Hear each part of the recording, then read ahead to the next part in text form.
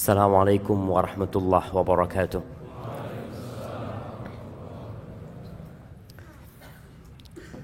Alhamdulillah Rabbil alamin. Segala puji bagi Allah, Rabb, pemilik, pencipta, pengatur alam semesta ini. Indonesia hanya bagian kecil dari kerajaan Allah Azza wa Jalla. Bumi tempat kita berdiri di atasnya itu milik Allah Azza wa Jalla. Allah menciptakan bumi ini untuk satu tujuan. Tapi banyak manusia yang lupa dengan tujuan tersebut. Dia sibuk berlari. Dia sibuk berkejar-kejaran. Mencari sesuatu yang kalau didapat dia tinggal. Wabihi nasta'in ala umurid dunya waddin. Dan dengannya kita minta pertolongan. Kepada Allah kita minta pertolongan dalam menghadapi urusan dunia kita dan urusan agama kita. Ana punya banyak masalah dalam kehidupan ini. Baik dalam urusan ibadah ana. Dan ana juga punya masalah dalam urusan dunia ini. Bersama rekan-rekan kita, teman-teman kita. Ada yang punya masalah sama atasannya, sama perusahaannya, urusan dunia. Kepada siapa kita meminta pertolongan? Kepada yang punya bumi ini, Allah Azza wa Jalla. Mau urusan itu besar, urusan itu kecil, hanya kepadanya kita minta pertolongan. Wassalatu wassalam ala sayyidil mursalin wa imamil muttaqin qaidil ghurril muhajjalin sayyidina wa maulana Muhammad wa ala alihi wa ashabihi ajma'in.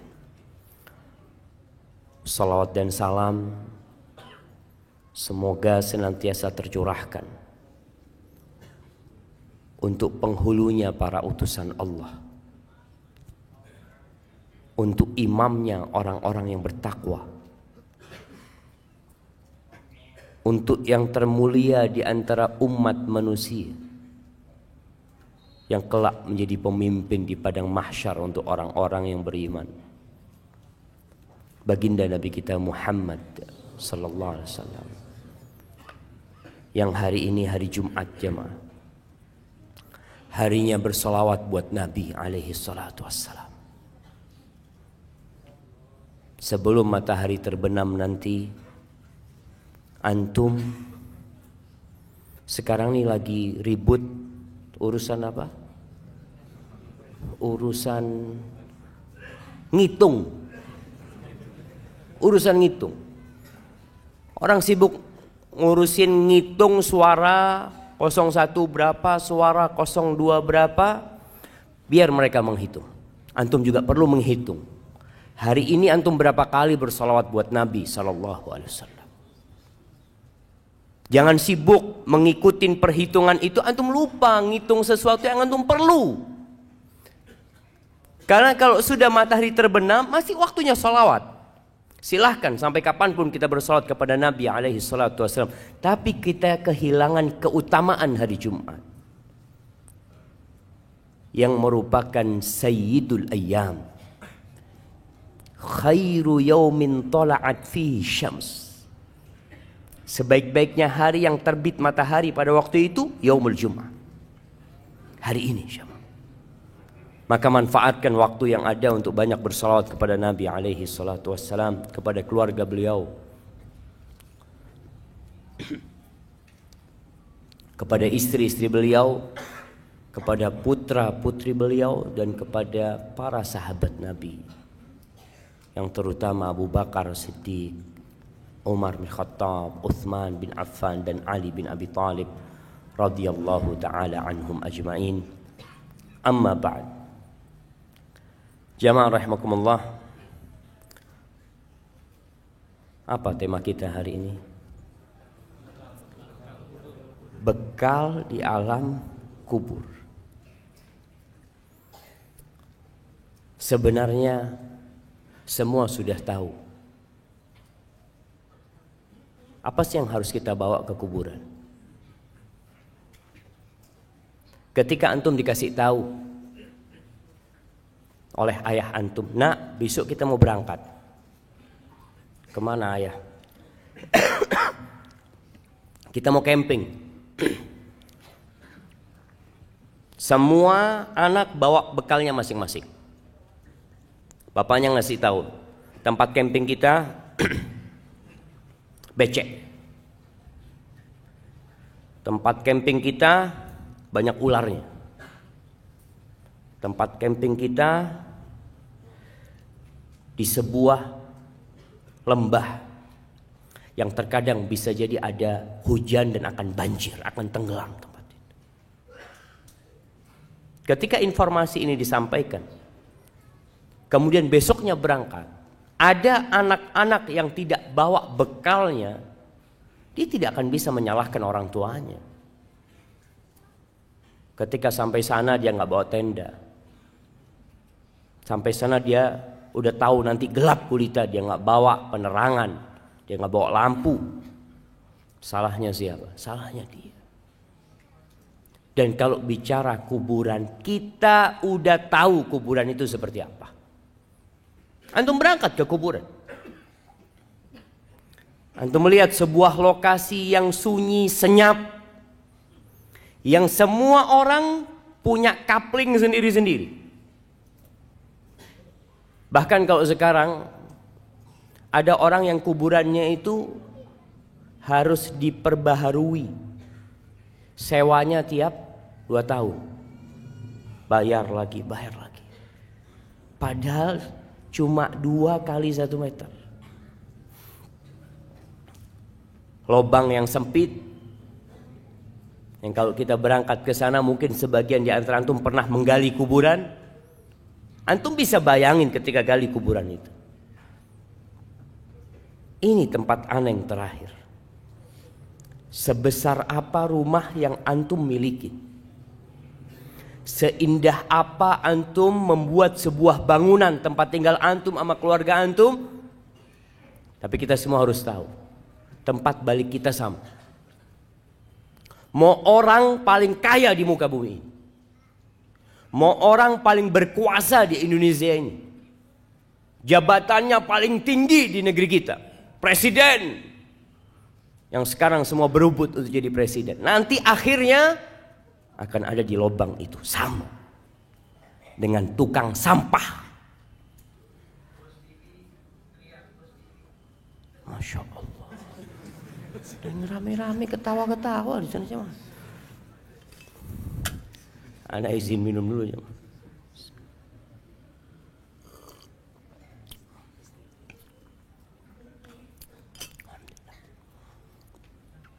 Orang yang paling kaya, yang naik Mercy, naik mobil paling mahal, nanti sama dengan orang paling miskin di muka. Dia akan ada di tanah sana. Itu kuburan. Nggak ada yang nemenin, sama. Orang kaya mati, akankah ada ajudan dia yang ikut tinggal di kuburan? Yang mati umpamanya jenderal bintang 4, anak buahnya 3, ajudan. Ketika dikuburkan, adakah satu yang setia sama dia? Komandan, anak akan tetap ada di sini. Bohong. Sama. Semuanya sama. Di malam hari kita biasanya kalau lagi kesepian kita bisa cari teman. Tapi antum akan sendirian. Teman-teman antum akan melanjutkan perjalanan ini. Dan suatu hari langkahnya akan berhenti dan ikut bersamamu di alam kubur sana. Jamaah rahimakumullah. Kalau kita melihat dahsyatnya kuburan, walaupun kalau kita melihat dari luar biasa-biasa aja sih Ustaz. Seorang tabi'in yang bernama Ubaid bin Umair, dia pernah berkata, innal qabra la yaqulu, kuburan itu akan berbicara. Kita tahu bahwasanya jari-jari kita akan berbicara. Tempat-tempat sholat kita akan menjadi saksi. Kata Ubaid bin Umair mengatakan, innal qabra la yaqul ya ibna Adam. Dia akan mengatakan kepada anak Adam, wahai anak Adam, madza a'datta li? Apa yang sudah engkau persiapkan untuk aku? Alam ta'lam anni baitul ghurbah. Apakah engkau enggak tahu aku ini rumah pengasingan? Wa baitul wahdah, rumah tempat sendirian engkau di sini nantinya. Wa baitul akala wa baitud dud, tempat serangga-serangga, tempat cacing, segala macam. Ini loh kuburan. Dia ngasih tahu sama kita, apa yang kau persiapkan. Kalau kita lihat manusia sibuk membangun rumahnya, kamarnya, jangan rumahnya, dia punya rumah. Oke, biasa rumahnya, dia punya kamar, dia hiasin, dia bikin keramik khusus, dia pasang wallpaper, tiap tahun diganti wallpapernya, dia pasang AC, karena dia ingin nyaman di situ. Dan kuburan udah kasih tahu, aku ini tempat sendirian, nggak ada siapa-siapa engkau di sini. Engkau persiapkan apa yang kau persiapkan untuk sendirian di sini? An Abdullah bin Ubaid bin Umair qal, ini anaknya Ubaid bin Umair mengatakan, balagani, telah sampai kepada aku, annal mayyit yuq'adu fi hufratihi, bahwasanya seorang mayit itu didudukkan di kuburannya dan dia mendengar suara orang-orang yang mengantarkan dia pulang. Masya Allah. Mati lampu.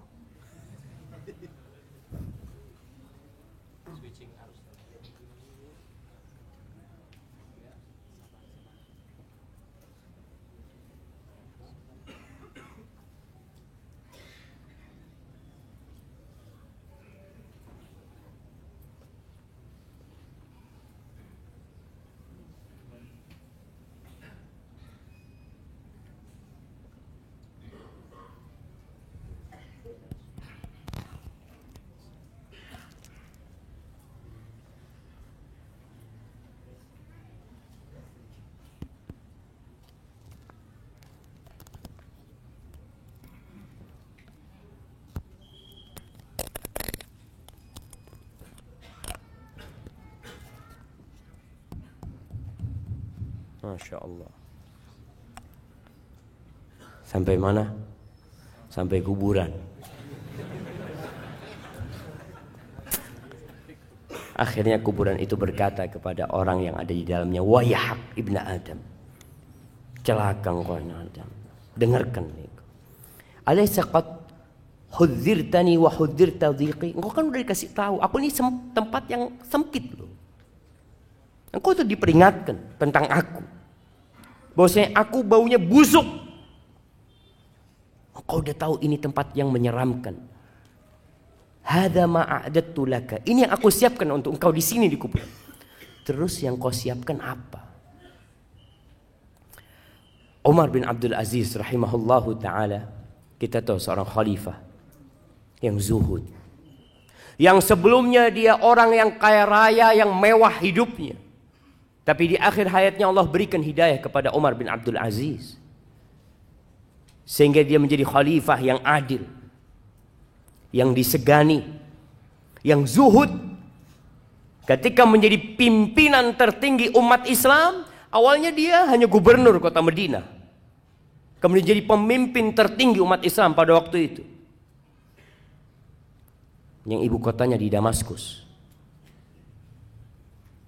Semoga Allah melepaskan Damaskus dari tangan orang-orang Syiah.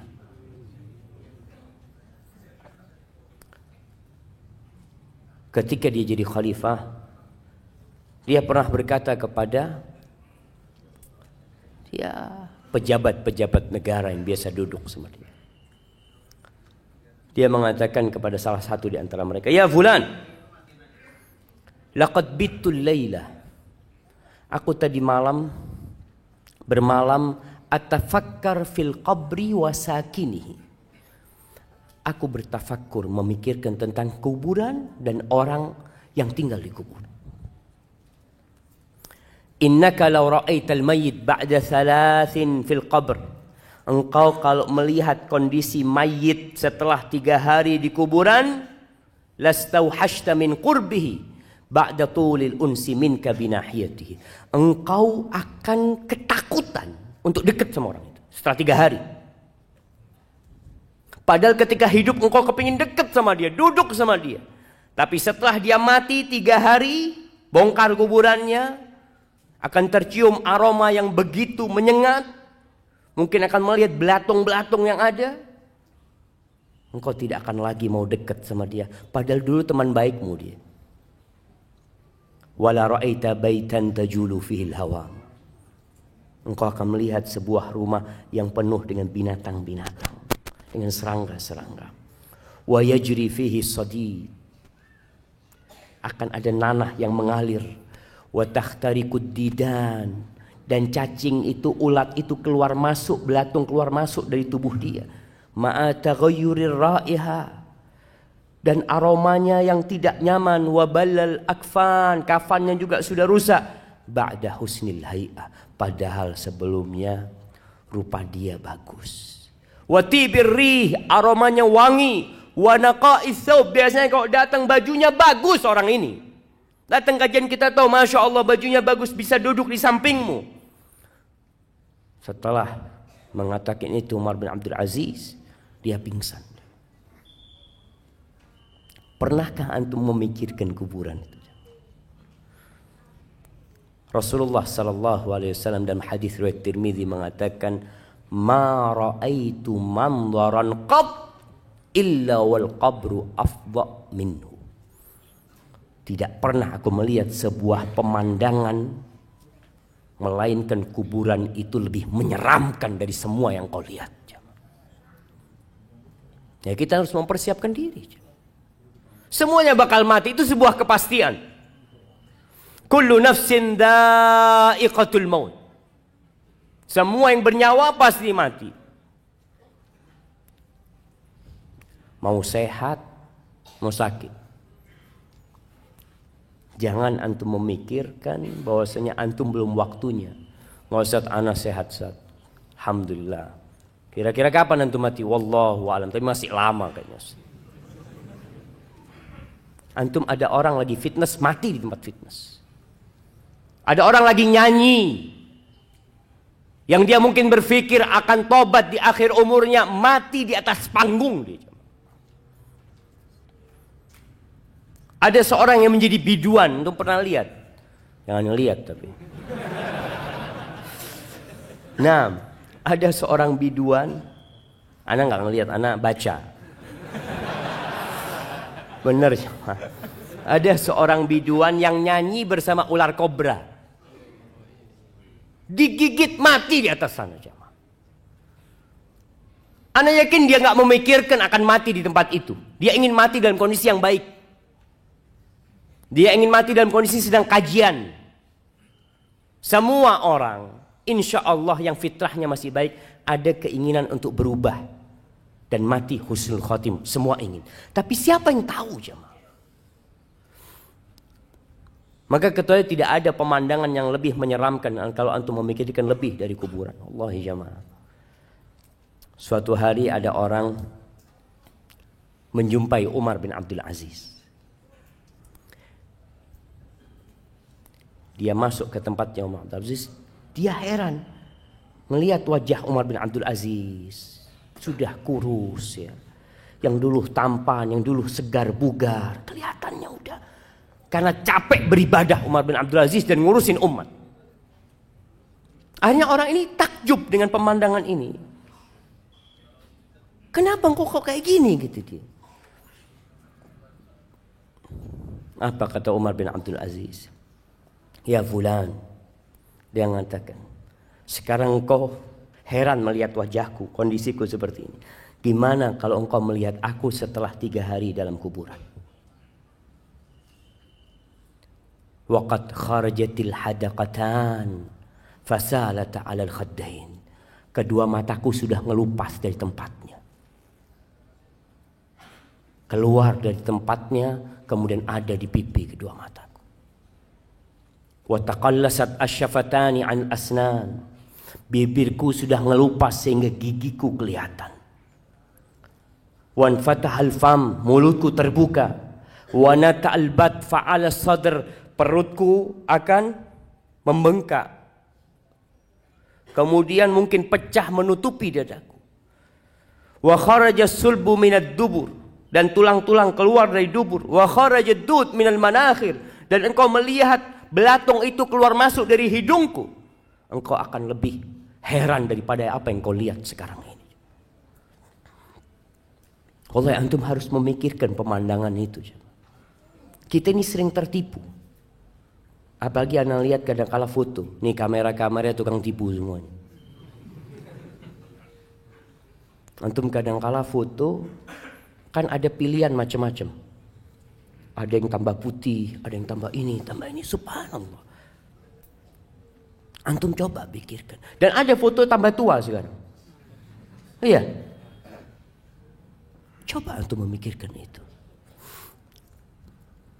Rasulullah sallallahu alaihi wasallam tiap hari, pagi dan petang, tiap sholat, beliau senantiasa berlindung dari azab kubur. Beliau mengatakan, Allahumma inni a'udzubika min azabil qabr wa min azabi jahannam wa min fitnatil mahya wal mamat wa min syarri fitnatil masihid dajjal. Terus berlindung. Karena beliau tahu urusan kuburan ini. Mungkin sebagian di antara kita baca tuh doa, tapi tidak meresapi itu doa. Karena sudah menjadi rutinitas, setelah membaca innaka hamidum majid, dia mengatakan Allahumma inni a'udzubika min azabil qabr. Antum bisa bayangin ketika antum menunjuk dan antum memikirkan kuburan. Bagaimana ketika daging itu sudah ngelupas. Ketika antum tinggal sendirian. Enggak ada lagi yang peduli sama antum. Antum enggak bisa menambah amalan sedikit. Rasulullah sallallahu alaihi wasallam menggambarkan bagaimana ketika orang itu mati, kemudian dimandikan, kemudian ditaruh di keranda, wahtamalahar rijal ala a'naqihim, dibawa di atas keranda oleh lelaki-lelaki menuju ke kuburan. Apa yang terjadi dengan orang yang ada di dalam sana? Kalau dia orang yang soleh, yang dia sudah mempersiapkan kuburannya, yang dia sudah pasang AC di kuburannya, dia udah luaskan kuburannya, dia akan mengatakan qaddimuni, qaddimuni, kata dia, cepat letakkan aku di tempatku, segera. Karena dia tahu, dia telah mempersiapkan kuburan dia. Wa in kana ghaira dzalik, tapi kalau orang ini bukan orang yang soleh, orang yang belum mempersiapkan kuburannya, yang dia sibuk mempersiapkan rumahnya di dunia, dia sibuk dengan jabatannya. Masya Allah, antum bisa melihat kesibukan orang berebut jabatan sekarang. Kalau lupa dia dengan kuburannya, orang itu akan berteriak mengatakan, ya wailaha, aina yadhhabuna biha. Celaka nih orang-orang, mau dibawa kemana jenazah itu? Mau dibawa kemana tubuhku itu? Kenapa? Karena dia tidak memikirkan kuburannya. Sebagian orang bangun kuburan, setelah mati dibangun kuburannya. Kuburannya dikasih atap. Ya, biar nggak kehujanan dalam ya. Kesian dibohongin bapaknya sama anaknya. Dikasih ini, ayah, anak belikan marmer yang bagus. Apa gunanya buat ayahnya? Antum harus pikirkan gimana ayahmu di dalam sana, luas kuburannya. Oh kalau gitu Ustaz, ana mau beli tanah 1 hektar lah buat kuburan ayah. Tetap kuburan ayah 1x2. Walaupun tanahnya 1 hektar. Tetap. Antum pikir orang-orang sekarang di Jakarta yang punya kuburan-kuburan besar, apa namanya? Sandiago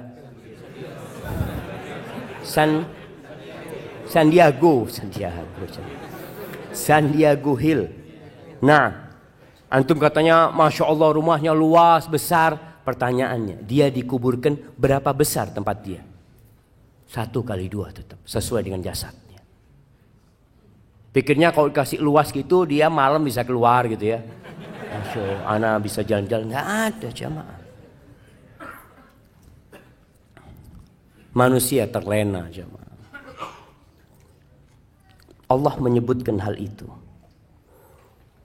Alhaakumut takatsur hatta zurtumul maqabir kalla sawfa ta'lamun thumma kalla sawfa ta'lamun kalla law ta'lamuna ilmal yaqin la tarawunnal jahim thumma la tarawunnaha 'ainal yaqin thumma la tus'alunna yawma idzin 'anil na'im. Manusia ini terlena, lupa dengan masa yang akan datang. Dia sibuk dengan masa dia sekarang ini. Dia sakit ke dokter, hatinya sakit nggak diobatin. At-takatsur, banyak-banyakan harta.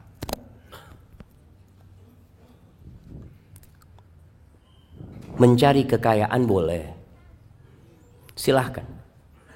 Antum bekerja, mencari dunia tapi untuk akhirat. Namun yang namanya takatsur ini akan sampai suatu titik antum itu sudah nggak butuh sama duit. Antum kalau buka berangkas besi antum lihat rekening antum sudah cukup sampai umur antum 100 tahun. Tapi kenapa terus cari duit? Kalau orang berpikir cukuplah, ana mau istirahat, mau beribadah. Duitnya ini cukup, ana punya duit 1 triliun. Kira-kira cukup buat berapa tahun 1 triliun? Kalau tiap bulan antum habis 1 miliar, anggap 1 miliar antum. 1 tahun 12 miliar. 10 tahun 120 miliar. Cukup lah. Berapa tahun jemaah? 80 tahun kira-kira. Nah, antum sekarang umurnya sudah 60 tahun. Antum coba mikir, cukup sudah. Tapi orang itu alhaakumut takatsur. Terus bermewah-mewahan. Berbanyak-banyakan harta. Boleh antum jadi orang kaya. Dan ana harap semua yang di masjid ini jadi orang kaya, tapi bertakwa. Dia capek dari pagi sampai sore cari fulus, kemudian dia pasang keramik di dalam kuburannya. Ya dengan amal soleh jamaah. Jangan antum pasang keramik sekarang ya anak udah cukup. Aduh kayaknya kurang bagus. Boleh pasang TV di sana. Antum kalau orang soleh kuburannya itu maddal basar. Kita itu senang nonton jemaah, senang melihat yang indah-indah. Allahu Akbar. Anak kadang kala pegang HP sama anak-anak, melihat tempat-tempat yang indah. Ya Allah, bagus banget. Nanti antum di kuburan, itu akan dibukakan jendela. Antum bisa melihat surga Allah Subhanahu wa taala. Datang aroma-aroma yang wangi jemaah. Kalau antum mempersiapkan untuk itu jemaah.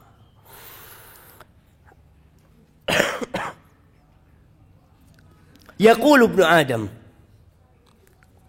anak manusia ini berkata, mali, mali, mana hartaku, mana hartaku.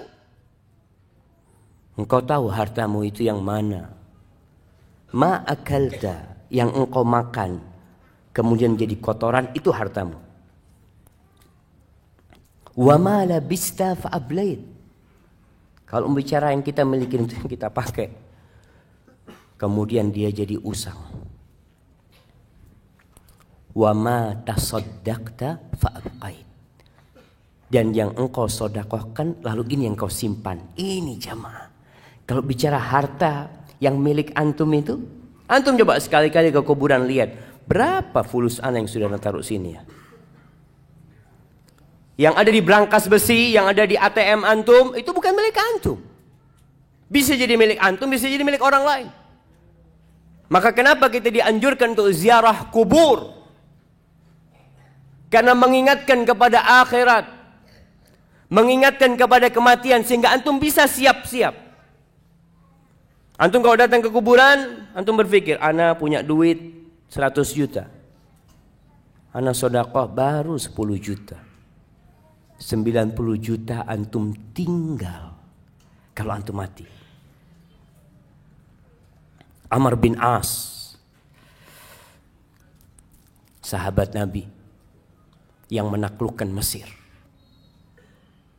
Sahabat Nabi yang memang masuk Islamnya agak terlambat, tapi perjuangannya untuk Islam setelah itu begitu dahsyatnya. Imam Muslim meriwayatkan dari Ibn Syamasa al-Mahri, seorang tabi'in. Ibn Syamasa mengatakan hadarna Amr ibn al-As wa huwa fi siyaqatil maut. Kita pernah menghadiri Amr bin As di rumahnya. Amr bin As dalam kondisi dia mau mati sudah. Naza sudah. Fahawwala wajhahu ila al-ha'id yabki tawilan. Ini sahabat Nabi. Dia menghadapkan wajahnya ke tembok. Ini orang-orang datang membesuk dia lagi sakit, dia malah menghadapkan wajahnya ke tembok menangis. Yang panjang sekali tangisan. Wabnuhu Abdullah, anaknya bernama Abdullah bin Amr bin As. Sahabat Nabi salah satu yang banyak meriwayatkan hadis. Anak yang soleh, yang berbakti sama orang tuanya. Kita kadang-kala kalau punya anak soleh, oh insya Allah doakan abah nanti ya. Siap abah sudah mati, punya anak seperti kau. Lihat Abdullah Amr bin As. Dia punya anak seorang sahabat yang soleh. Dia menangis panjang. Anaknya berkata kepada ayah, ma yubkik, apa yang membuatmu menangis? Wahai ayahanda, ama basyaraka Rasulullah sallallahu alaihi wasallam bikada, ama basyaraka bikada. Mulai disebutkan keutamaan-keutamaan abahnya. Bukankah Rasulullah SAW memberikan kabar gembira kepadamu tentang ini, tentang ini, tentang ini? Supaya abahnya berhenti menangis, supaya dia merasa senang dengan apa yang diucapkan oleh putranya. Apa kata Amr bin As? Qala wa huwa fi dhalika yabki wa wajhu ila al-ha'id. Qala thumma aqbala biwajhi. Terus bapaknya ini ngadep ke sana, tapi akhirnya menoleh kepada kita. Faqala, lalu dia memberikan wasiat kepada orang-orang yang ada di kamar itu. Inna afdal mimma tu'addu alayya syahadatu an la ilaha illallah wa anna Muhammadar Rasulullah sallallahu alaihi wasallam. Sesungguhnya yang paling mulia yang dipersiapkan untuk aku, yang aku persiapkan itu adalah syahadat la ilaha illallah dan Muhammad Rasulullah SAW. Ini memang bekal utama seorang untuk kematian. Man kana akhiru kalamihi la ilaha illallah dakhala al-jannah. Barang siapa yang akhir ucapannya la ilaha illallah, niscaya masuk surga. Ini bekal yang utama. Tahu Amr bin As dengan hal itu. Walakinni, tapi dia cerita masalahnya aku ini beda. Aku punya masalah dalam kehidupan ini. Qad kuntu ala atbaqin salas. Aku itu hidupku ini di 3 fase. Fase yang pertama, dia cerita, qad ra'aituni, aku telah melihat diriku. Ini orang yang suka menghisap dirinya, dia akan sibuk dengan kesalahan dirinya daripada dengan kesalahan orang lain. Dia akan disibukkan dengan menambal kekurangan-kekurangan dirinya daripada dia menambal kekurangan orang lain. Amr bin As tahu dengan dirinya. Dia bercermin. Maka dia mengatakan, qad ra'aituni, aku telah melihat diriku, ma minan nasi min ahadin abghad ilayya min Rasulillah SAW. Di fase yang pertama itu, tidak ada satu manusia yang lebih aku benci daripada Rasulullah SAW. Bagaimana bencinya Amr bin As kepada Nabi SAW. Wala ahabbu ilayya min an astamkina minhu fa'aqtulahu. Dan bagaimana ambisiku pada waktu itu bisa membunuh Nabi SAW. Falau mittu ala tilka tabaqah lakuntu min ahlin nar. Andai kata aku mati dalam fase itu, niscaya aku jadi penghuni neraka, pasti sudah, kata dia. Kemudian di fase kedua, thumma ja'alallah al-islam fi qalbi. Kemudian Allah memberikan hidayah kepada aku, menjadikan Islam di hatiku. Lihat bahasanya, Amr bin As mengatakan, Allah yang bagi Islam sama aku. Jangan merasa antum telah berbuat baik sama Allah Azza wa Jalla. Jangan merasa seakan-akan, oh alhamdulillah ana ini gara-gara ana Ustaz, alhamdulillah masjid ini jadi bagus. Ana yang punya peran besar, masjid ini jadi ramai jamaahnya. Jangan bilang seperti itu. Katakan Allah Azza wa Jal yang memberikan hidayah kepada orang-orang sehingga datang ke rumah Allah. Fa'ataitu Rasulullah SAW. Lalu aku mendatangi Rasulullah SAW. Liubayi'ahu, untuk berbaiat kepadanya. Ini berbaiat, menyatakan masuk Islam, mengucapkan janji setia kepada Nabi SAW. Faqultu ubsut yaminak ya Rasulullah. Ketika aku datang menyumpai Nabi SAW, aku mengatakan, ya Rasulullah, berikan tangan kananmu kepadaku. Fabasata yadahu. Nabi SAW memberikan tangannya kepada aku. Thumma inni qabattu yadi. Tapi ketika itu nggak jadi. Aku menarik tanganku. Nggak jadi bersalaman dengan Nabi SAW. Faqala malak ya Amr. Kenapa engkau? Kok engkau urungkan niatmu? Faqultu aradtu an ashtari. Aku mau kasih persyaratan. Ini orang mau masuk Islam mau kasih persyaratan. Subhanallah. Kenapa? Dia tahu siapa dirinya. Dia tahu kejahatan-kejahatan yang pernah dia lakukan. Maka Amr mengatakan, ditanya sama Nabi SAW, tashtaritu madza? Apa syaratmu? Kata Amr bin As, ashtaritu an yughfara li. Syaratnya diampuni dosa-dosaku. Syaratnya diampuni dosa-dosaku. Karena Amr bin As berpikir, kalau aku masuk Islam tapi dosaku yang masa lalu, yang aku ingin membunuh Nabi SAW tidak diampuni, apa gunanya aku masuk Islam? Maka ketika orang masuk Islam, hendaklah masuk Islam dengan berpikir tentang agama Allah ini. Jangan merasa sekali lagi berbuat baik kepada Islam, tapi Islam yang telah memberikan kebaikan kepada kita. Lalu Nabi SAW mengatakan kepada Amr,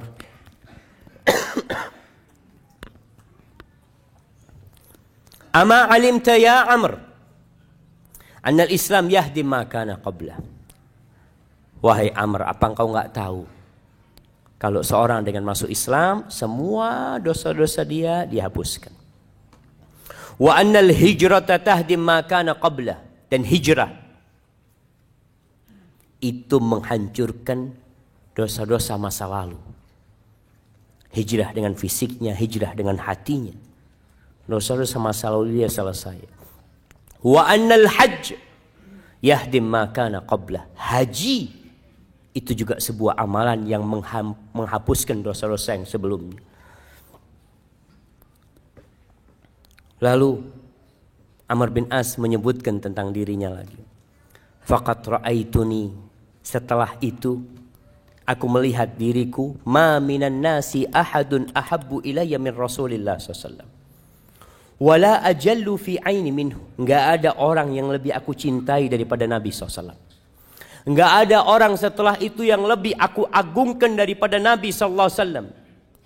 Walau su'iltu wala ajallu fi aini minhu. Di mataku enggak ada orang yang lebih agung, yang lebih wibawa daripada Nabi SAW. Andai kata ada orang minta kepada aku agar aku mensifati, menceritakan bagaimana wajah Nabi SAW, ma'ataktu, aku nggak bisa.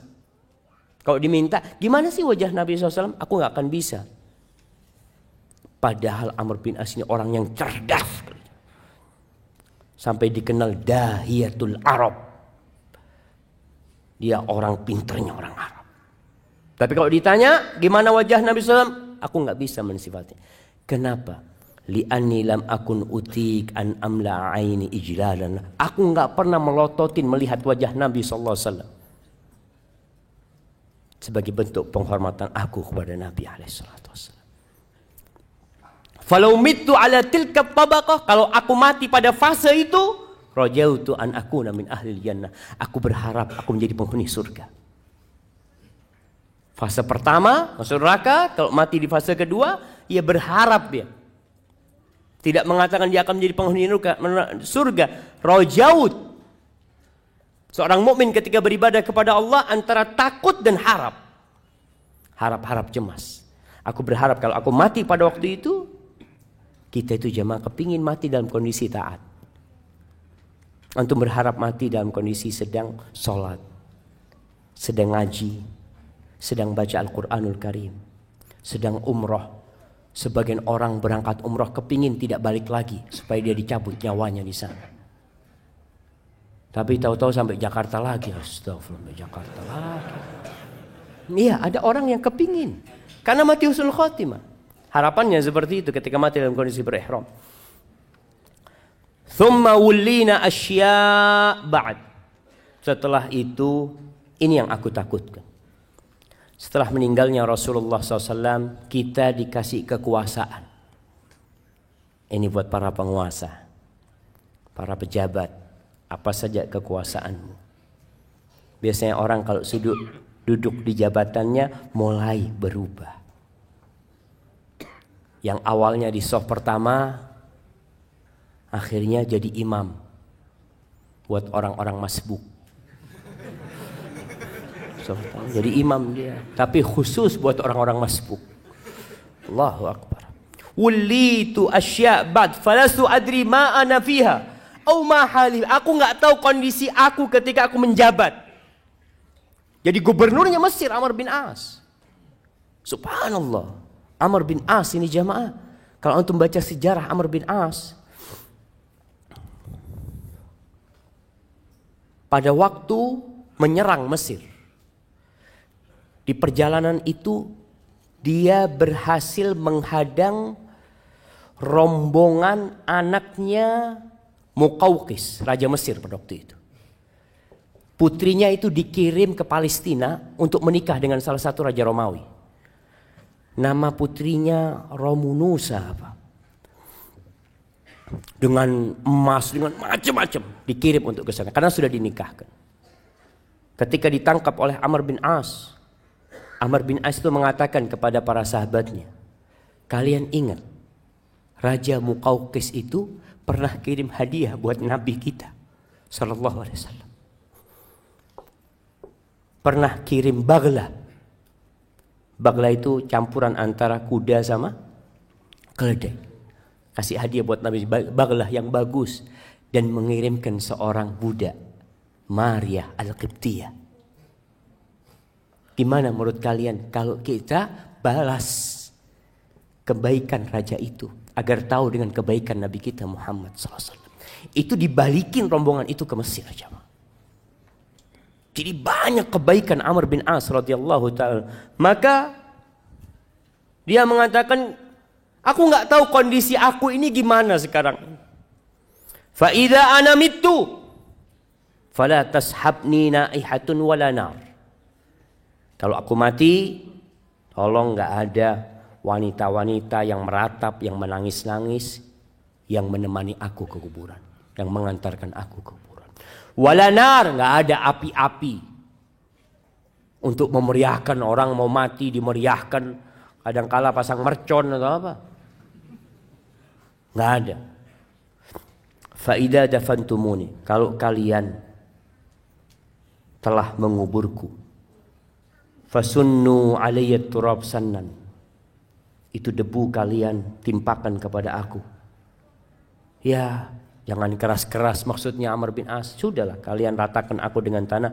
Faida farautum min qabri, kalau selesai kalian mengubur aku, famkuthu inda qabri, kalian jangan pulang dulu, kata Amr bin As. Dia tahu gimana kondisi di kuburan. Dia bakal sendirian, dia bakal ditinggal sama semuanya. Tapi dia minta famkuthu inda qabri qadra ma yunharu jazur wa yuqsamu lahmuha.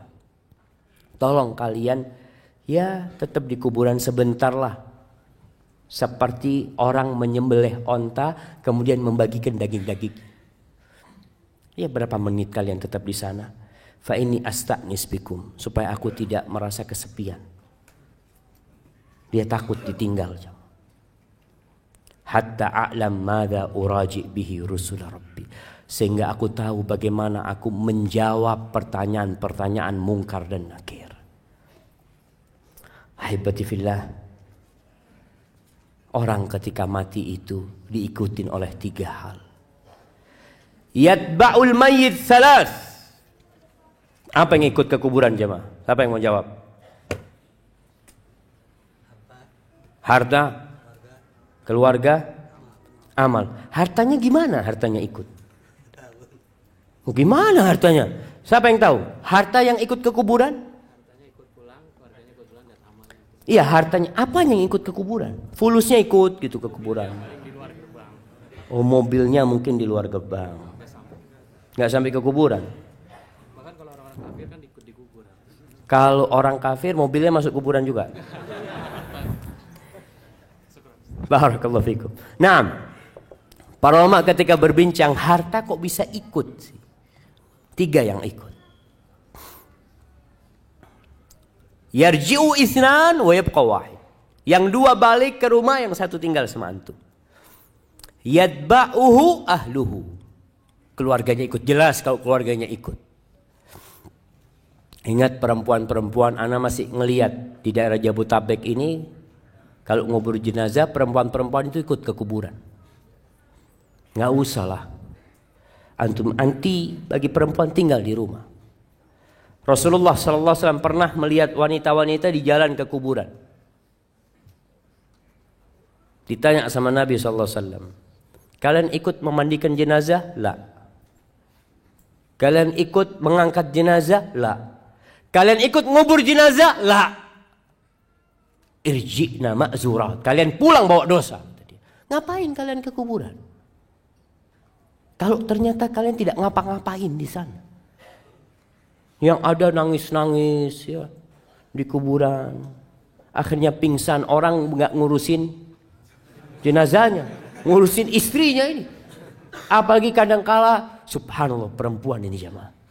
Semoga Allah memberikan hidayah kepada perempuan-perempuan dan kepada antum juga semua, pada kita semuanya. Anak kadangkala, Allahu a'lam, Allah yaghfir lana dzunuban. Melihat perempuan di kuburan itu masih pakai lipstik. Astagfirullah. Mau ke kuburan pakai lipstik jemaah. Kadangkala. Maka keluarganya ikut, anaknya ikut, pamannya ikut, keponakannya ikut, masya Allah. Sebagian anak ya, nasihat anak buat anak yang tinggal di luar kota, kalau orang tuanya meninggal dunia, suruh kuburkan segera tanpa nunggu antum.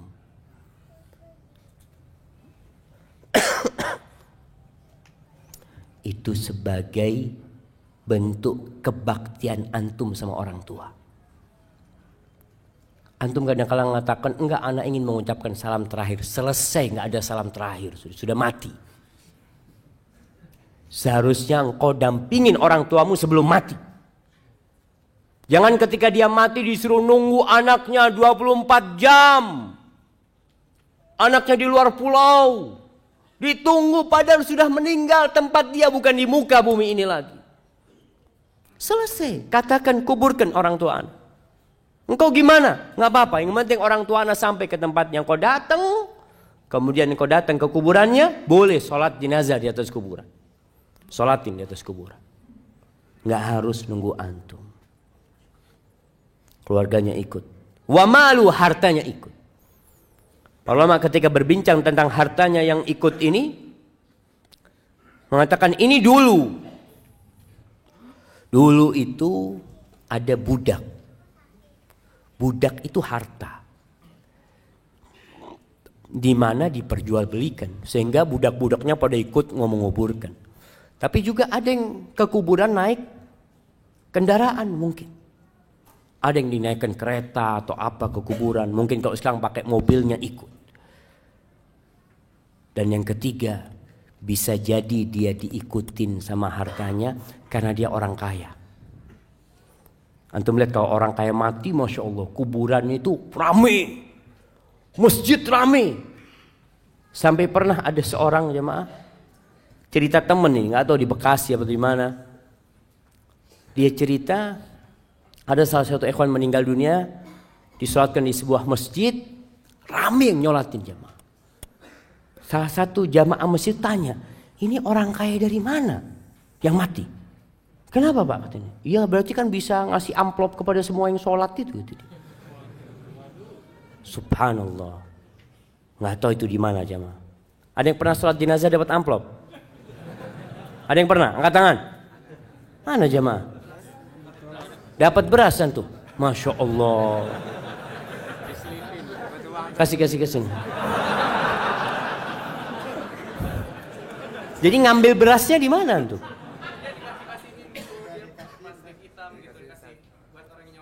Buat orang yang nyolatin, Masya Allah. Ada yang dapat fulus? Masya Allah. Dapat berapa tuh? Dapat berapa?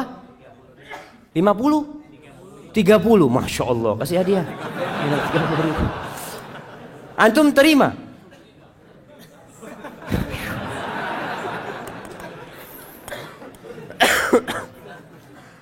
Iya, tadi ketika orang kaya raya banyak yang nyolatin. Karena dia orang terhormat di kampungnya, ikut. Tapi selesai itu pulang.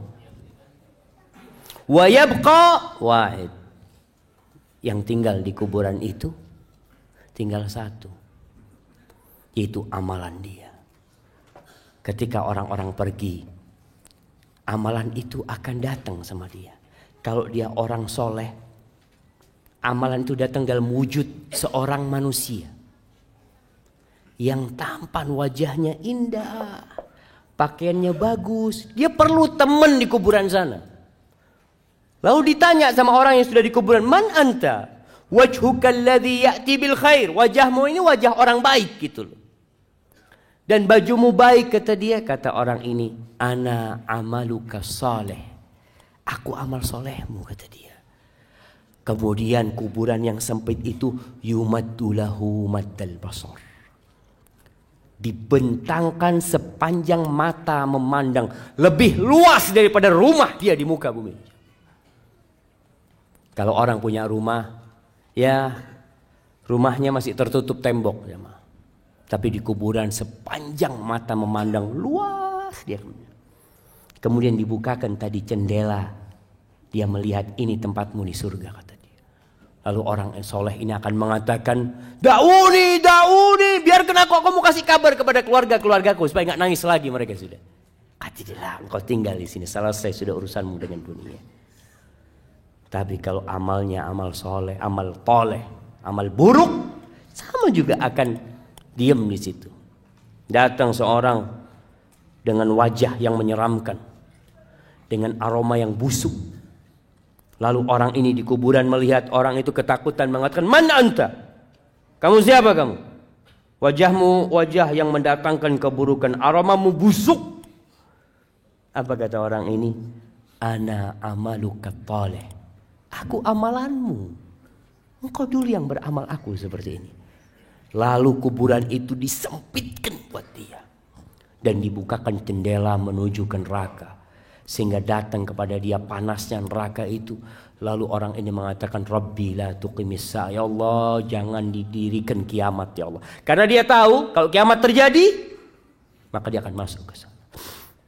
Ahibati fillah, apa yang perlu kita amalkan agar kuburan kita jadi raudhatun min riyadil jannah, dari taman-taman surga, menjadi sebuah taman yang indah. Selama kita hidup kita harus mempersiapkannya. Maka secara global semua amal soleh, jadilah antum orang yang semangat mengamalkan semua amal kebajikan. La tahqiranna minal ma'rufi syai'an. Jangan pernah meremehkan amal soleh walaupun kecil menurut antum. Walau antalqa akhaka biwajhin taliq. Walaupun engkau hanya berjumpa dengan saudaramu dengan wajah yang berseri-seri. Ini buat teman-teman yang udah ngaji. Antum setelah ngaji itu seharusnya senyum antum lebih banyak kepada tetangga, kepada rekan-rekan antum, supaya masyarakat di kampung itu merasakan antum nih jadi baik sekarang setelah hijrah. Jangan cuma pasang jenggot terus matanya mulai melototin. Nah ini kayaknya masuk neraka. Antum jadi astagfirullah. Antum siapa antum? Maka tunjukkan kepada orang kalau antum orang yang penuh dosa, sehingga antum tawadhu, tidak melihat orang lain melainkan antum mengira orang itu lebih baik dari diri antum, sehingga antum akan berbuat baik sama orang lain. Senyum, apa saja amal kebajikan. Lihat sampah antum buang, orang kampung jadi lihat antum ini masya Allah, kalau fulan datang jalan itu bisa bersih. Bawa sapu gak apa-apa antum sapu. Ini satu amalan yang mungkin buat antum ringan. Ana masih ingat dengan sebuah cerita di Jogja sana jemaah. Seorang ustadz yang cerita. Ada seorang wanita tua habis asar itu dia ke musola dekat rumahnya. Di depan musola itu ada pohon mangga atau pohon apalah. Lupa waktu itu satu cerita. Jadi perempuan tua ini datang membawa tongkat yang ujungnya ada pakunya. Dia itu datang ke musola, di halaman musola, dia tusukin itu daun mangga itu, daun apa lupa. Ditusukin satu persatu, lalu dibuang ke sampah sampai bersih. Remaja masjid bingung sama wanita tua ini. Kenapa wanita tua ini kok nggak bawa sapu aja ya? Disapu kan lebih cepat. Akhirnya suatu hari sebelum perempuan itu datang sama remaja masjid disapu itu daun. Bersih pelataran masjid ini. Wanita tua itu datang menangis dia jemaah. Menangis. Bingung akhirnya remaja masjid. Kenapa ya Allah, apa yang sudah kita lakukan? Ibu-ibu kan seharusnya gembira gitu loh, nggak capek-capek lagi nyapuin gitu kan. Seharusnya jazakallah khair udah selesai, makasih banyak. Apa kata ibu tua ini? Ana itu dengan setiap daun yang ana ambil itu, ana bersolawat buat Nabi SAW. Mungkin orang nggak tahu jamaah, tapi Allah tahu dengan amalan antum. Kita perlu punya amalan yang tersembunyi, yang tidak ada manusia yang tahu, yang mudah-mudahan itu yang menjadi penerang kuburan kita. Di antara amalan yang bisa membuat kuburan kita penuh dengan keindahan, disebutkan dalam hadis riwayat Muslim dari Salman Al-Farisi bahwa Rasul sallallahu alaihi wasallam mengatakan ribatu yaumin wa lailatin khairun min siyami syahrin wa qiyami. Seorang yang berjihad di jalan Allah, yang menjaga perbatasan-perbatasan negeri Islam,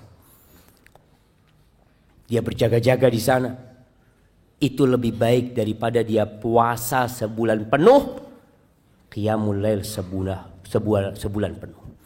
Wa in mata ujriya alaihi amaluhu alladhi kana ya'mal. Kalau dia mati dalam kondisi seperti itu, amalan itu akan terus dikirimkan kepada dia pahalanya. wa ujriya alaihi rizku. Rizkinya akan disampaikan kepada dia, wa aminal fattan, dan dia akan selamat dari fitnah kubur nanti.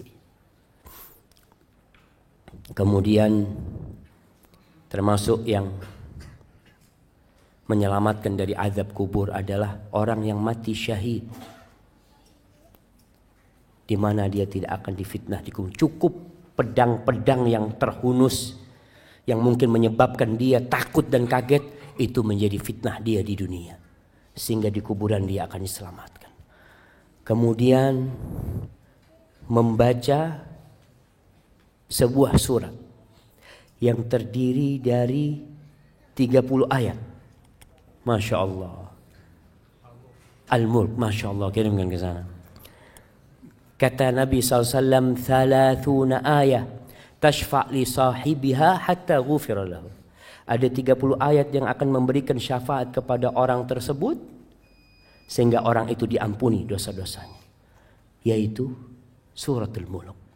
Dianjurkan dibaca tiap malam. Antum baca suratul Mulk. Ada orang baca surat supaya kaya.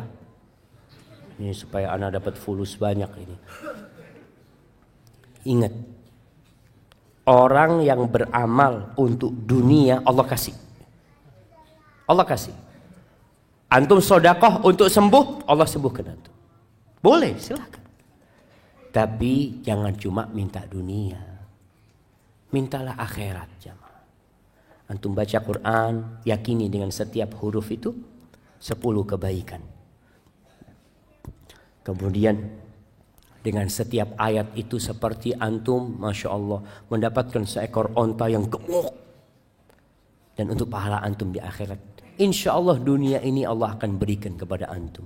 Tapi kalau antum minta dunia, ya sudah dikasih urusan dunia, akhirat nggak dapat apa-apa. Karena antum memang hanya meminta dunia. Maka berusaha untuk memperbanyak amal soleh. Ziarah kubur. Sekali-kali antum datang ke kuburan. Sehingga antum di sana bisa berpikir, apa yang sudah ana persiapkan? Sudah berapa banyak bekal antum? Antum jangan berbangga dengan tubuh antum yang indah, yang perempuan, yang kadangkala selalu memoles wajahnya. Ingat, nanti kedua matamu akan keluar dari matamu. Pipimu yang indah akan lobang berisi belatung. Perutmu semua juga akan penuh dengan kotoran. Hingga hal itu membuat kita mempersiapkan diri. Apa yang akan kita lakukan? Karena Rasul SAW mengatakan, Aksiru dzikra hadhimil ladzat. Kalian banyak-banyak mengingat pemutus kelezatan. Pemutus kelezatan, yaitu kematian. Hadza wallahu a'lam bishawab. Itu yang bisa saya sampaikan pada kesempatan kali ini. Semoga mendorong kita di bulan Sya'ban ini untuk banyak-banyak beramal soleh, untuk bertobat kepada Allah atas dosa-dosa yang kita lakukan. Baik. Namanya ada pertanyaan yang sudah dijawab dalam penjelasan tadi. Ustaz, bagaimana hukumnya kalau kita diwasiatkan untuk menguburkan orang tua di kota A, sedangkan saat ini orang tua kita tinggal di kota B yang jaraknya 6-8 jam perjalanan dari kota A? Apakah mengikuti wasiat itu atau dikuburkan di tempat tinggalnya? Jazakumullah khair. Gak apa-apa, wasiat itu selama tidak bertentangan dengan agama boleh dilaksanakan. Kalau ada orang meninggal dunia di Jakarta umpamanya, dia wasiat tolong ana dimakamkan di Mekah umpamanya.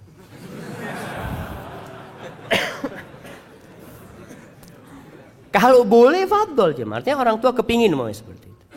Dia ingin dimakamkan di Mekah, silahkan. Kalau dia berwasiat seperti itu. Tapi kayaknya kalau di Mekah sulit.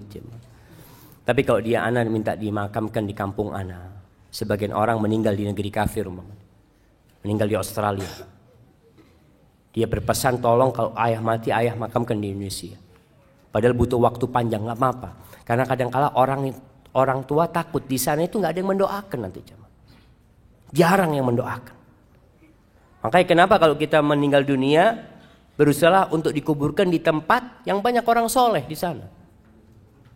Dengan harapan banyak yang mengucapkan salam ke sana. Karena salamnya orang itu bukan hanya buat keluarganya, tapi buat semua yang mati. Assalamualaikum ya ahlad diyar. Jabir bin Abdullah radhiyallahu taala anhu, dia punya ayah itu ketika perang Uhud dimakamkan satu lubang sama orang lain. Hatinya itu nggak enak, jamaah. Dia nggak ingin ayahnya satu kuburan sama orang itu. Akhirnya dipindah sama Jabir bin Abdullah radhiyallahu taala anhu.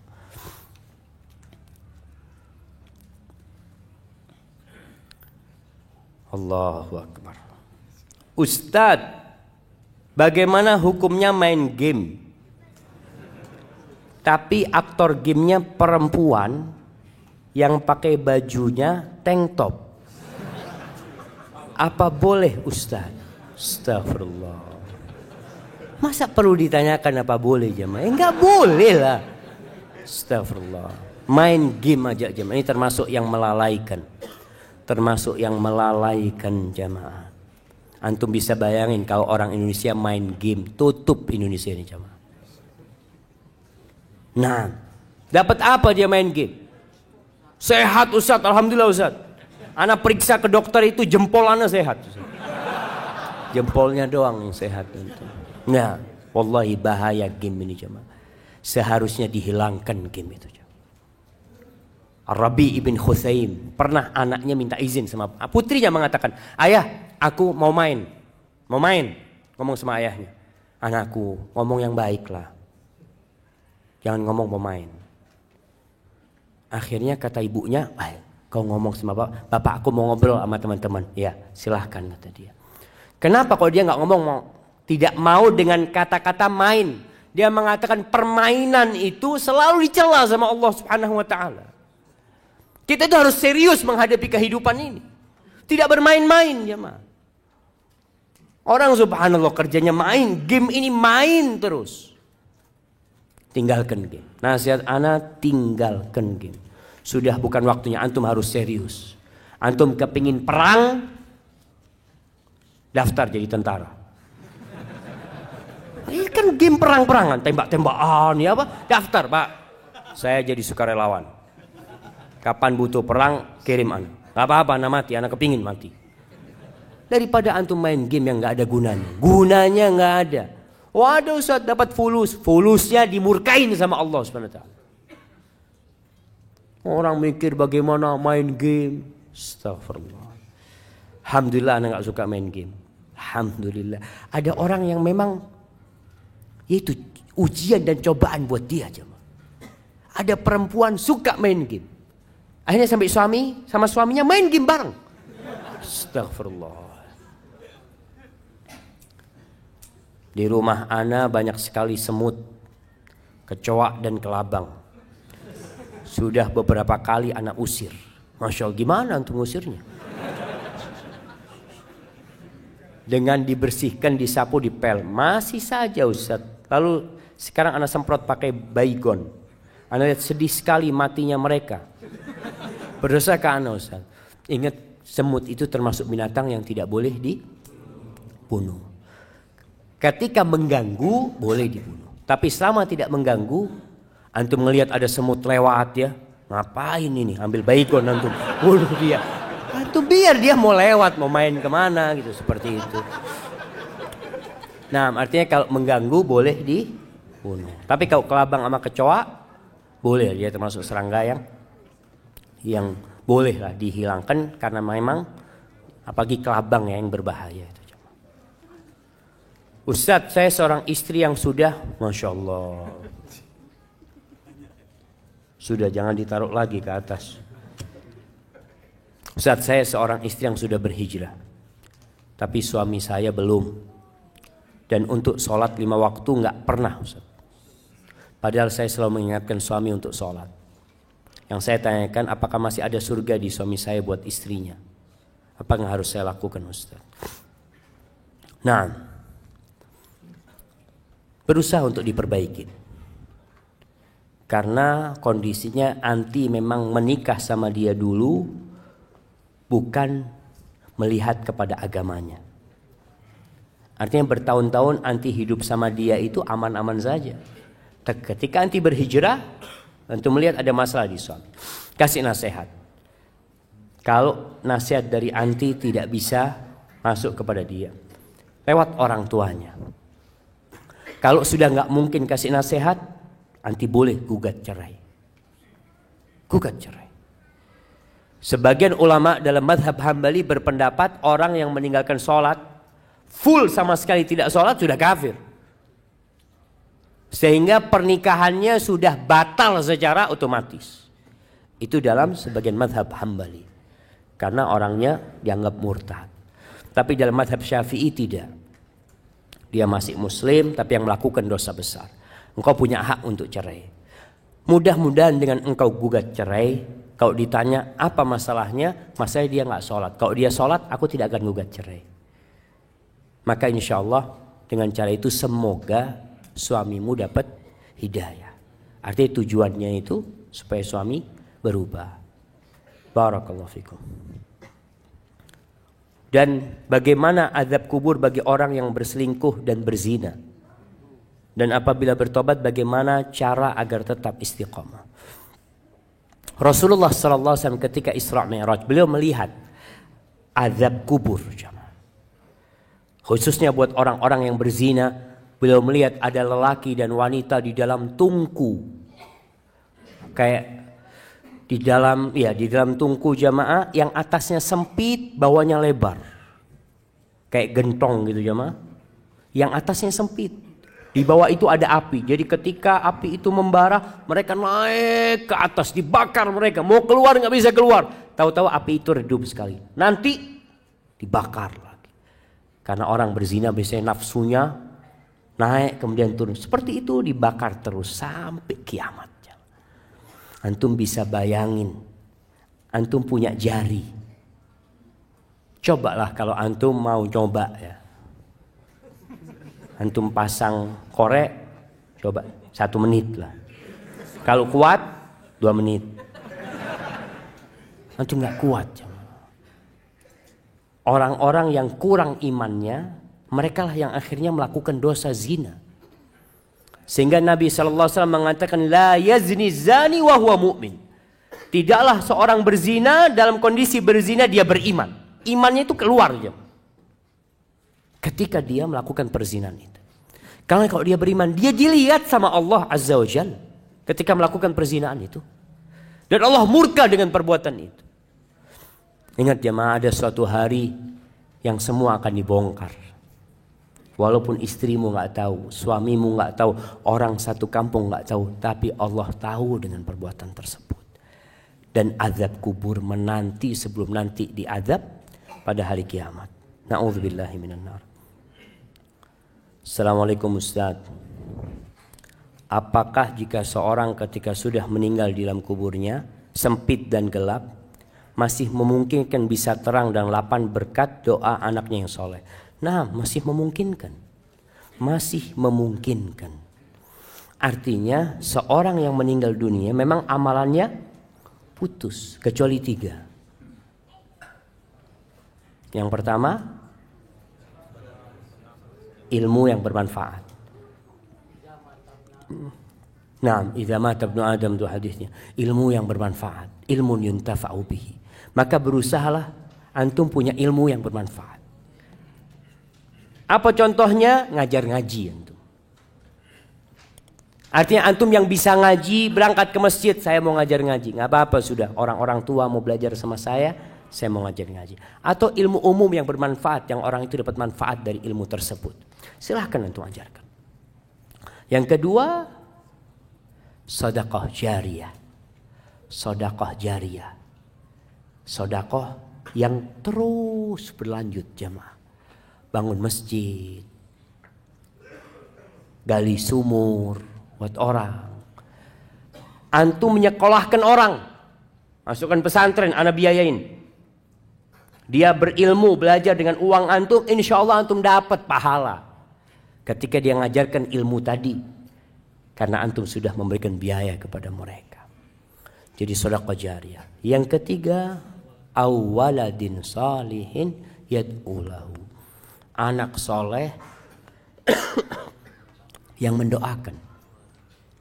Sebenarnya kalau bicara doa, doa dari semua orang itu Allah dengarkan. Ketika sholat jenazah, yang doa bukan cuma anaknya, Temannya berdoa, pamannya berdoa, istrinya berdoa, orang kampung berdoa, Allah insya Allah kabulkan doanya. Tapi anak soleh ini nggak putus doanya. Kalau kita, ya terus terang Anda sendiri merasakan Anda punya teman baik meninggal dunia. Di awal-awal tiap hari Anda doakan, setelah itu lupa. Antum juga merasakan. Punya istri meninggal dunia, Masya Allah. Pekan pertama doa terus, Allahumma gfir laha warhamha. Pekan ketiga kawin lagi. Selesai, kadangkala lupa. Tapi kalau anak bagaimanapun, insya Allah akan berdoa terus. Dan itu bisa meringankan azab buat orang tuanya.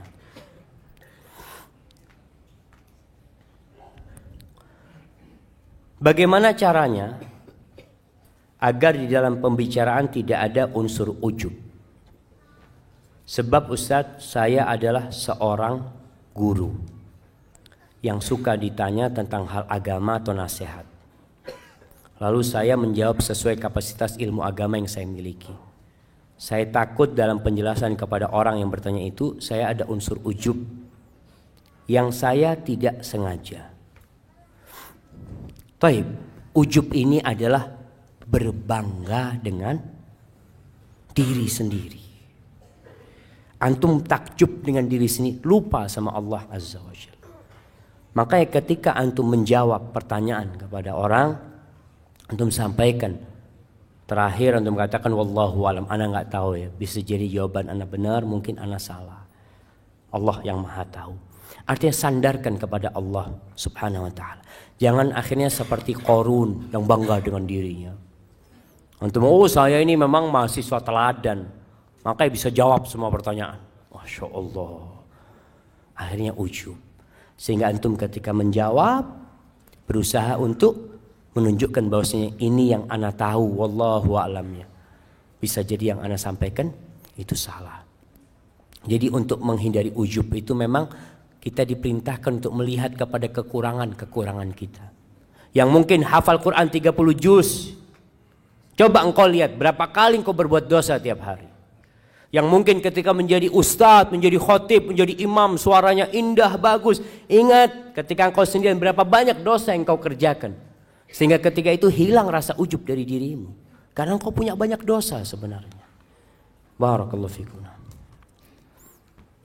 Jamaah, anak izin minum dulu jamaah.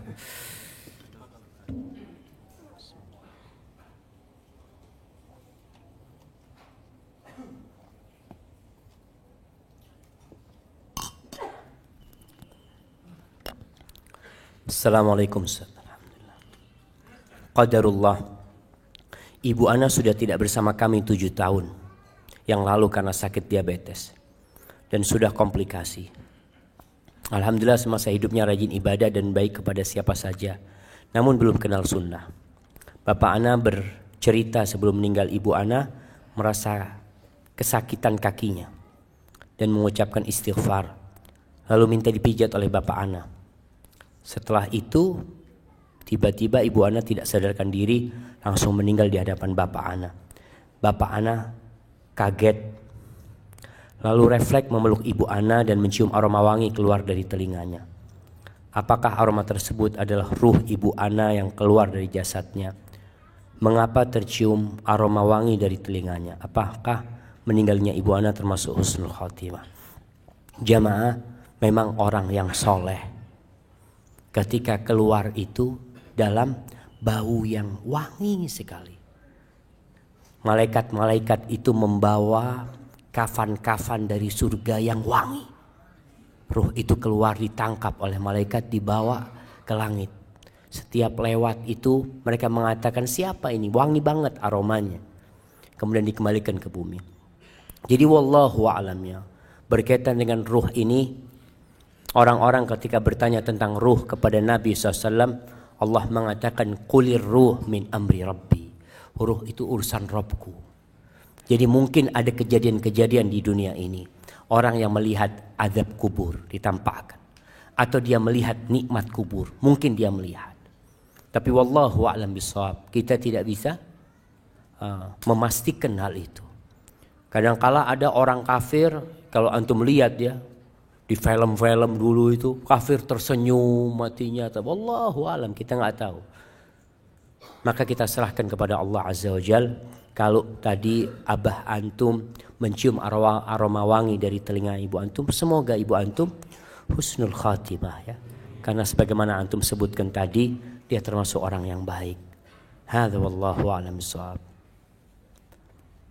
Ustaz, bagaimana cara menghilangkan, mengurangi ngambek, kesal pada suami? Saat teringat akhirat dan alam kubur, ana takut jadi istri yang tidak taat. Na'udzubillah. Tapi ana suka kesal dan ngambek bila ada yang kurang berkenan. Bagaimana cara menguranginya? Nabi SAW sudah memberikan tips kepada kita, yaitu melihat kepada kelebihannya, melihat kepada kebaikannya. Kalau anti melihat kepada kekurangannya, semua punya kekurangan. Sebagian wanita mengatakan, aduh anak kepingin menikah sama fulan baik, menikah sama fulan. Dia tahu ternyata suaminya punya banyak kekurangan. Solusinya anti melihat kepada kebaikan dia. Kekurangan samalah anti punya kekurangan. Suamimu bukan malaikat dan engkau bukan bidadari. Dan lihatlah kepada kekurangan dirimu. Masya Allah. Kayaknya udah suruh berhenti anaknya sih.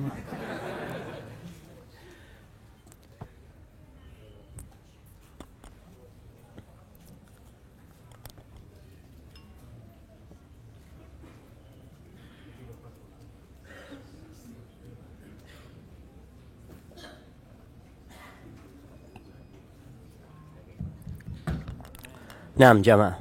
Mati lagi jamaah.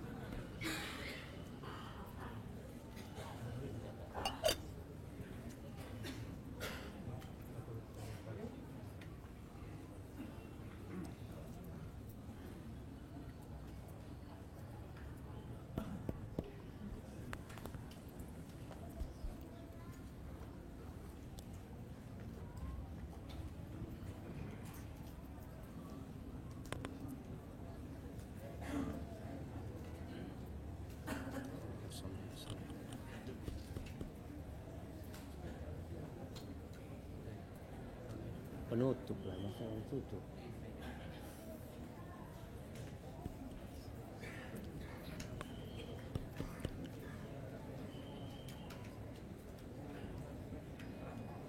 Masya Allah. Nah, jadi lihatlah kepada kelebihannya, yang lihat kepada kekurangannya. Semoga dengan cara itu kita juga lihat kita juga banyak dosa lah. Semoga itu menghibur diri kita. Ini pertanyaan terakhir. Assalamualaikum Ustaz. Semoga Allah memberi rahmat untuk Ustaz. Amin. Apa hukumnya tidak menghadiri pernikahan walaupun kita diundang? Ana kemarin gak hadir di sebuah pernikahan karena ana suka akhwat tersebut, Ustaz. Tapi ana gak kuat lihat dia ijab qabul sama yang lainnya. Allahu Akbar jamaah. Nah, ini pertanyaan menarik sekali jemaah. Artinya antum diundang dengan oleh saudara antum, antum datang. Wajib datang. Kalau tidak ada halangan. Tapi kalau antum takut pingsan di sana umpamanya, ngerepotin orang banyak ya nggak usah hadir. Karena kadang-kala ada perasaan bener nggak tahan lah jemaah. Antum ngelihat ketika namanya fulan itu calonnya mengatakan qabil tu nikah tazwija bil mah, takut antum melakukan tindakan-tindakan yang maka mungkin ada ada uzur antum untuk tidak hadir di sana. Tapi yang jelas begini, takdir Allah itu indah. Ketika antum cinta dengan seseorang, maka antum cinta kebahagiaan buat orang itu. Kalau bicara cinta tidak harus memiliki. Tapi bagaimana orang itu berbahagia dengan orang yang dia cintai, antum akan bahagia. Dan semoga Allah memberikan kepada antum ganti yang lebih baik dari itu perempuan. Dengan cara seperti itu. Hadza wallahu a'lam bishawab. Itu yang bisa saya sampaikan pada kesempatan kali ini. Apabila benar itu dari Allah Azza wa Jal, kalau ada yang salah dan kurang berkenan itu dari diri anak pribadi, Allah dan Rasulnya terbebaskan dari kesalahan itu. Jamaah, ada sisa waktu untuk berdoa, untuk berselawat kepada Nabi sallallahu alaihi wasallam. Jangan sia-siakan waktu yang ada. Subhanakallahumma bihamdika asyhadu an la ilaha illa anta astaghfiruka wa atubu ilaik. Wassalamualaikum warahmatullahi wabarakatuh.